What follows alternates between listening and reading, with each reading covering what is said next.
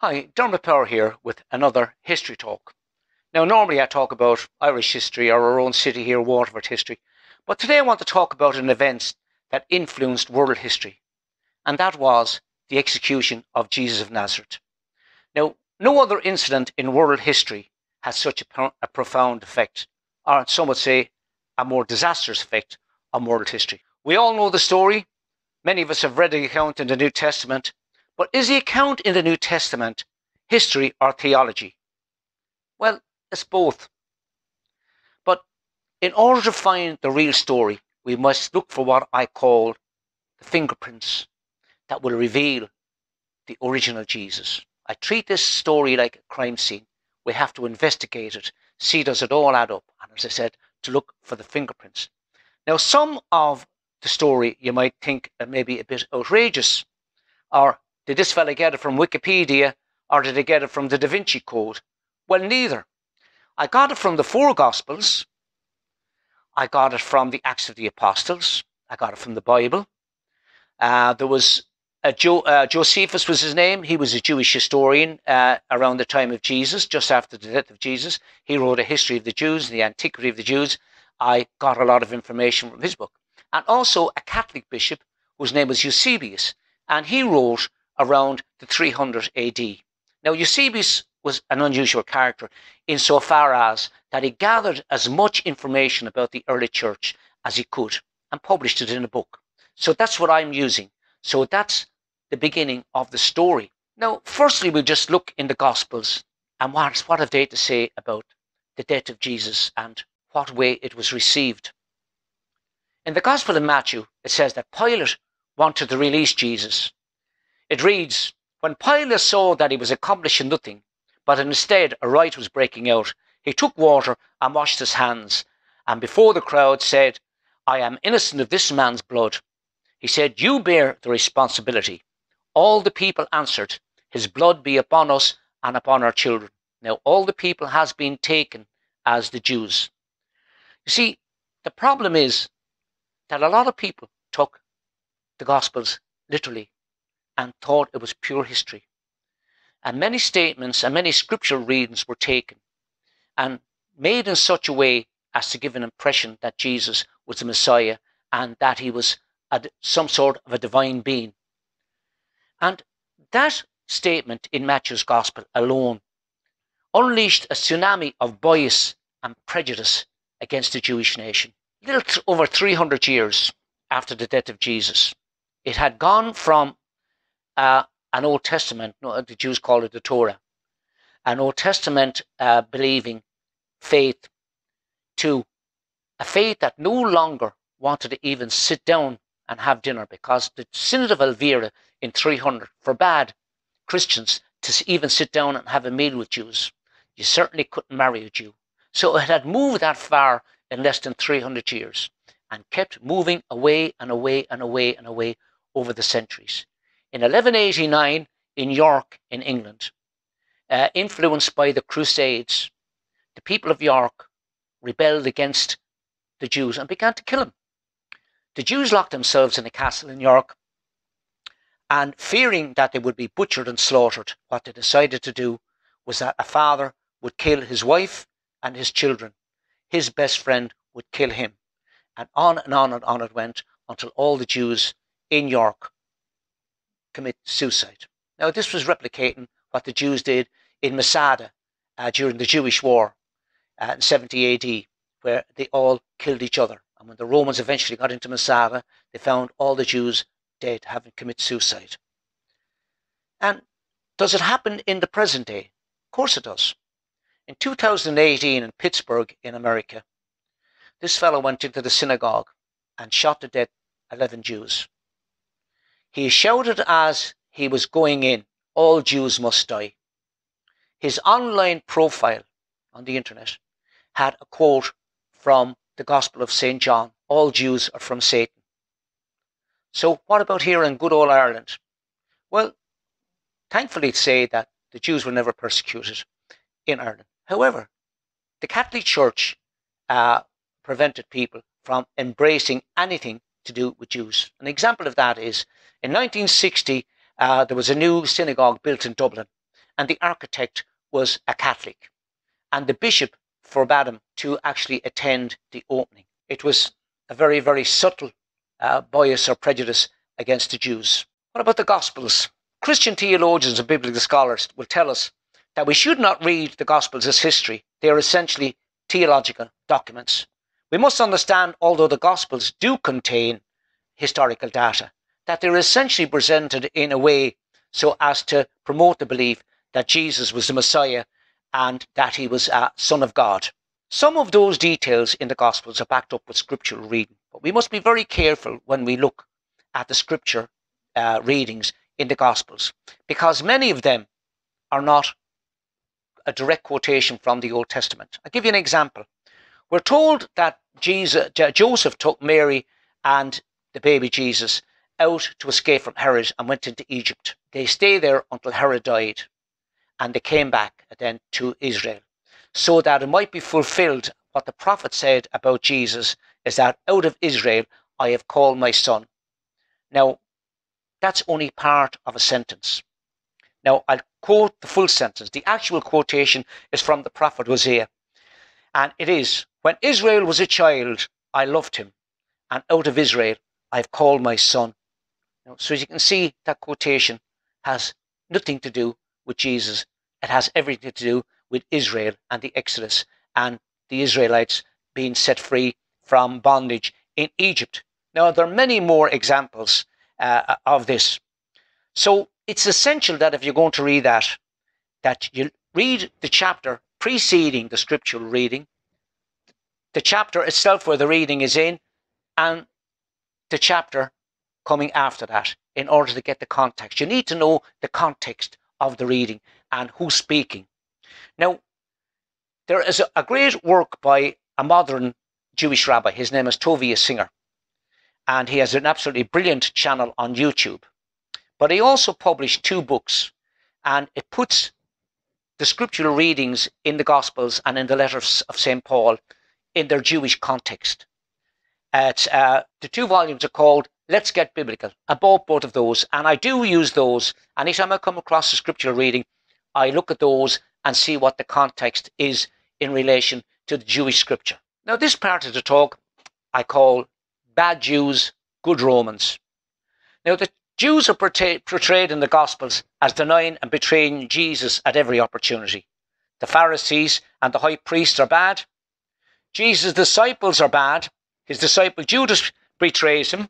Peter, his closest friend, denies him 3 times. The rest of the apostles run away. Another apostle, Thomas, refused to believe that he is risen from the dead. His family do not believe in him, while all the Romans are portrayed as the good guys. The soldier at the foot of the cross recognized Jesus as the Son of God. Jesus tells Pilate, "It's the people who gave me up to you are the people who bear the greater sin," meaning the Jews bear the greater sin. The Samaritan is the one who helped the man on the road to Jericho, and not a Jew. So you can see the way I'm coming from, that it seems to be all bad Jews and good Romans. Next part of the talk is about Jesus' family. Now, all of Jesus' brothers are named in the Gospel of Matthew. It reads, "Is this not the carpenter's son? Isn't his mother's name Mary? And aren't his brothers James, Joseph, Simon and Judas?" That's in Matthew 13:55. The Gospel of Mark always tells us the same and mentions Jesus' sister. Paul mentions James as being the brother of the Lord. He mentions that several times in letters. With the exception of his mother, we only find negative things about the family of Jesus. In the Gospel of Mark, we are told his family thought he was mad. In the Gospel of John, we are told even his brothers did not believe in him. And yet, in the history of the Catholic Church, and I mentioned him a bit earlier, written by Eusebius, he gathered all the sources, and he in fact tells us that this James was the leader of the church after the death of Jesus. It wasn't Peter, even though Peter and John were called by Paul pillars of the church. James was the man who was in charge. You will find that in the Acts of the Apostles, where it's he who makes the decision in a Jerusalem council. But he was an unusual character insofar as Eusebius speaks about one of the writers of the church writers shortly after the apostles' time. that James was known as James the Just. He was so holy. He, like Samson, he never cut his hair. He had long hair. He didn't drink alcohol. He didn't eat meat. He only wore linen clothes and not cotton clothes. We see the same, something similar in John the Baptist, who wore only animal skins.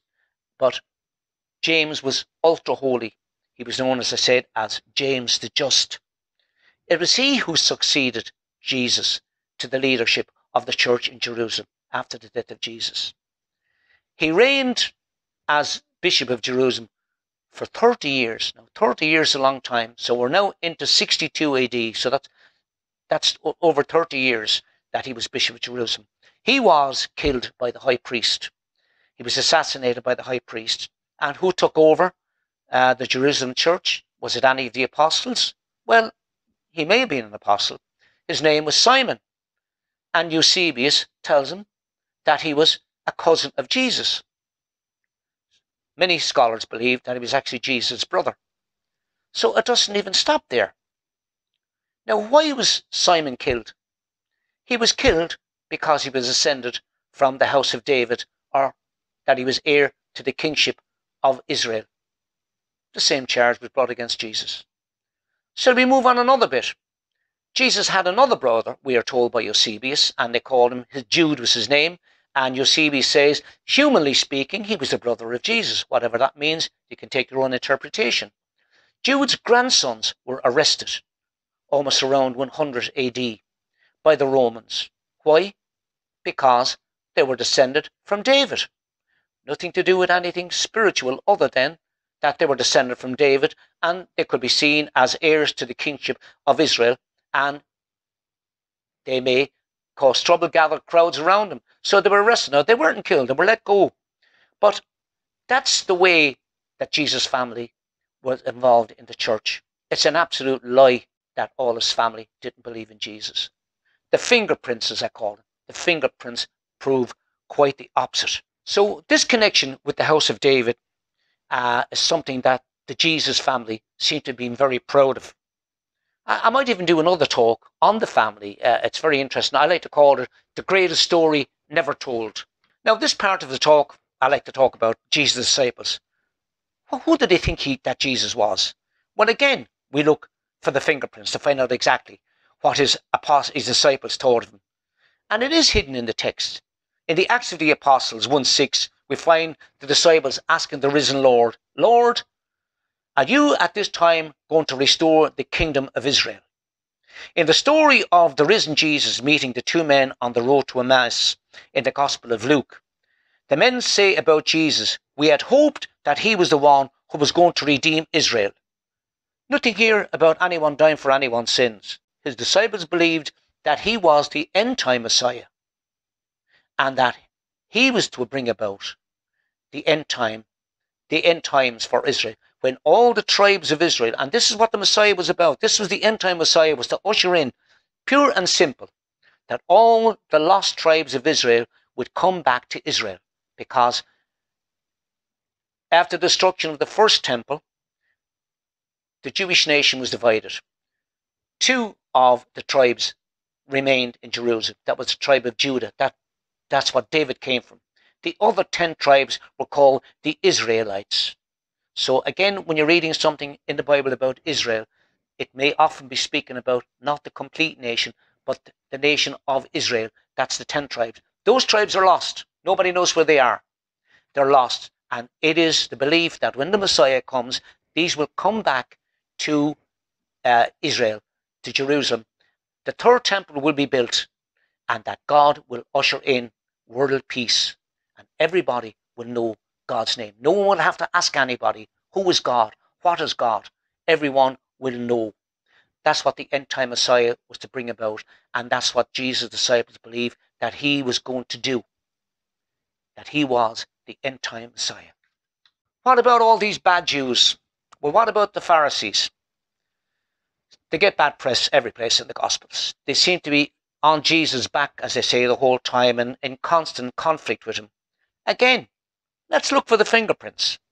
And we find them in Luke, where the Pharisees tried to save Jesus. And Luke tells us, At that very hour, some Pharisees came to Jesus and told him, "Leave this place and get away, because Herod wants to kill you." Doesn't sound like guys were screaming for crucify him, crucify him.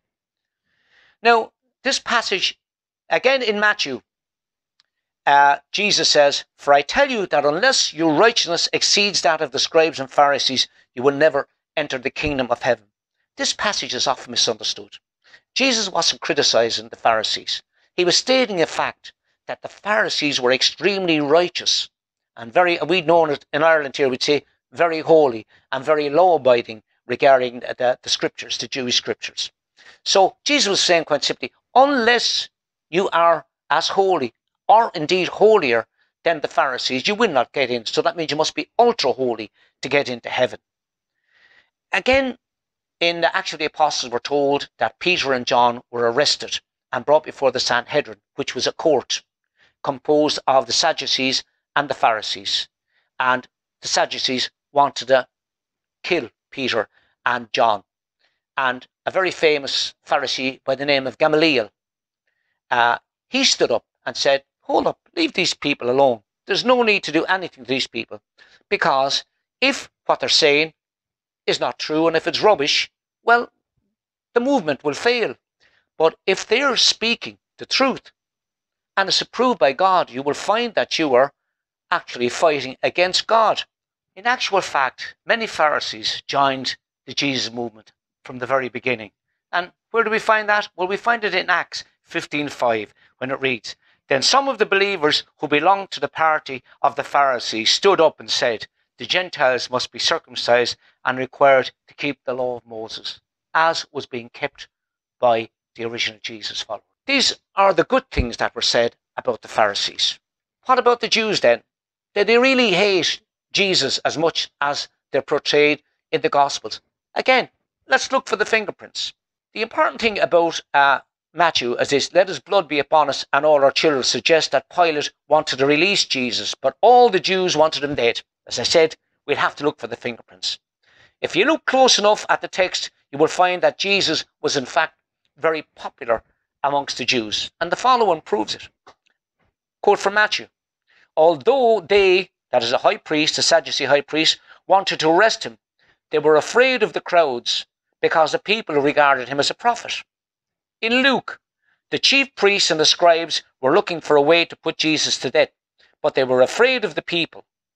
Matthew again: "Then the chief priests and the elders of the people assembled in the place of the high priest, whose name was Caiaphas, and they schemed to arrest Jesus secretly and kill him, but not during the festival," they said, "or there may be a riot amongst the people." Now, this doesn't portray a bloodthirsty crowd. In fact, people are respected because there were theological differences between the Sadducees and the Pharisees. They didn't kill one another. No way, not in the least. So, even to the present day, within Judaism, there are very many differences. Note, they don't kill each other because of that. Now, let's look at Jesus before the high priest. It's unlikely that on the night that Jesus was arrested, that there was a full meeting of the Sanhedrin court. I say this for the following reason. It's obvious that the high priest saw Jesus as a problem because of his popularity. Now, what you've got to understand is that the high priest, I said, was a Sadducee. They were appointed by the Romans, and they were sacked by the Romans. So, if the high priest stood out of line or did anything that offended the Romans, he was gone, he was sacked, and another fellow was put in his place. Now, the high priest would be very aware and looking out for trouble, and because it would cost him his job if anything really went wrong. So, I don't believe that Jesus said to the high priest that I'm the Son of God, or I'm the Messiah, the Son of the living God, and that. Don't believe it. He may have been asked what was he, who was he, and all that. But if Jesus did say to the high priest that I am the Son of God, the high priest would have known exactly what he meant. And it wouldn't have meant that Jesus said, well, I am actually the Son of God and he came down and made my mother pregnant. That wouldn't have, he would have known the context. And this, to reiterate again, is the context of all these where people have to be very careful. And that is why I continually check with Rabbi Tovia Singer's book, Let's Get Biblical. the reason they brought him then up to Pilate and they brought the charge of King of the Jews is because that is the only charge that would stick. So let's look at Jesus before Pilate. Now, the Gospels tell us that the high priest had Jesus bound and led away and handed over to Pilate. I believe this is a historical fact. Now, as I said, Pilate wouldn't be interested in any theological difference between Jesus and the high priest, but he would be interested in the fact that so many people seem interested in this preacher. And also the fact that there was between 300,000 and 500,000 people in Jerusalem for the Passover. Now, so he was indeed very anxious to snuff out any trouble. So Pilate said to the crowd, "Do you want me to release for you the King of the Jews?" For he realized it was out of jealousy that the chief priest had handed him over. But I'm quoting again from the Gospels. But the chief priest stirred up the crowd to have him release Barabbas. There is no evidence that I can find any place, and a lot of scriptural scholars could find either, about this method of handing over a prisoner, one prisoner, in favour of another. I don't think it happened. But they got Jesus and they flogged him, and the soldiers led him to the courtyard and they put a purple cloak on him. Now, the significance of the purple clothes, that the purple colour was a royal colour to signify kingship. They were only mocking Jesus, saying, "Look at this guy, he's a king." Then they made a crown out of thorns and they put him on his head. Now, what about Pilate then? Did he really want to release Jesus? Rubbish. Absolute rubbish. Because Pilate had several choices. He could have released Jesus and ignored the high priest. He could have had him beheaded as John the Baptist was beheaded. He didn't do that either. He had him scourged and flogged. Now, anybody who saw the film The Passion of the Christ, and the scourging scene in that, I believe, is very, very realistic. They probably beat Jesus within an inch of his life. And they then led him off to the most horrible death that one can imagine. Now, we see a lot of Christian art where Jesus, with his arms stretched out, and he's standing maybe 4 feet off the ground and nailed to the cross. No place in the literature of antiquity do we get a description of a crucifixion. As a matter of fact, in the Greek and in the Hebrew, it wouldn't be called crucifixion, it would be called suspension. The crossbeam that Jesus carried, nobody seems to know exactly what that beam was for. Was it pinned to an upright pole? Don't know. Nobody seems to know, because we don't have a start to finish description of a crucifixion anyplace. So it is believed that that crossbeam was also a feature of the punishment. So Jesus is up on the cross, either swinging from the cross with his hands over his head. A plaque was placed on it or around his neck saying, "Jesus of Nazareth, King of the Jews." There again, we have it. It's there. What was he killed for? Not for anything that claiming to be part of the Davidic line and that he was going to usher in freedom for the Jewish nation. And that was it. Now, he died after 6 hours, they say, which was very, very highly unusual, because they were normally on the cross for 3 or 4 days. I think that Jesus, they may have cut an artery when they were flogging him or crucifying him, that he may have died from loss of blood. I don't know. Nobody knows. We don't have any eyewitness accounts as such. We just have what we have in the Gospels. But he would have been, perhaps, his feet would have probably less than a foot off the ground. And why do I say that? Because almost all the descriptions we have of crucifixion is that the bodies were left on the cross to be eaten by the birds and by wild dogs. So that would have been the fate of Jesus had he been left on the cross. And we still don't know whether he was left on the cross or not. It's a matter of speculation. But to be eaten by dogs would have been the fate, or was the fate of most people who were crucified. In 70 AD, the Roman armies destroyed Jerusalem and the infant Jesus movement was dispersed. Paul already had begun to set up churches in Asia among the pagans. In order to achieve this goal, he says himself in his epistle to the Corinthians, again, and I'll quote again, To the Jews I became like a Jew to win the Jews. To those under the law, that's observance of the Jewish law or the Old Testament, I became like one under the law, so as to win those under the law. To those not having the law, I became like one not having the law, so as to win those not having the law. To the weak I became weak to win the weak. I have become all things to all men, so that by all possible means I may save some. Now, in actual fact, the Gospels weren't written for Jews. They were written for pagans under the Roman law. And they essentially downplayed the fact that it was a Jewish movement, that they were looking for a Messiah to come, and that Messiah would overthrow the Roman rule. God would establish his rule on earth.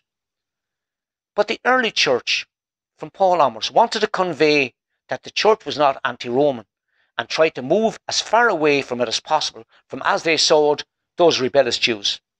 But I believe that when we examine the fingerprints again in the Gospels, we have a better understanding as to who really killed Jesus, and all the evidence is it was Pontius Pilate, nothing to do with the Jews. And what of the apostles and the early followers of Jesus? Well, as I said, in Jerusalem, 70 AD, it had been destroyed and Jesus' followers were scattered. There had been a split developing in the early church anyway, with the family and followers of Jesus remaining observant Jews and worshipping in the temple.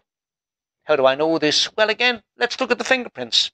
This is borne out in Acts of the Apostles, where it's mentioned about Jesus' followers in Jerusalem. Every day they continued to meet together in the temple. They broke bread in their homes and ate together with a glad and sincere heart. So in actual fact, they didn't begin to build churches. They went to the temple, worshipped there, offered the sacrifices there, and in their own homes, they began to have what we would call communion. They broke bread in memory of the Last Supper with Jesus. The last line in the Acts of the Apostles reiterates the temple worship of the followers of Jesus.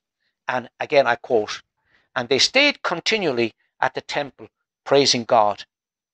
Almost 60 years after the death of Jesus, the Jerusalem church, the original followers of Jesus and Jesus' family, they all worshipped in the temple. And the rest, as they say, is history. Hope you enjoyed the little talk. Talk to you soon.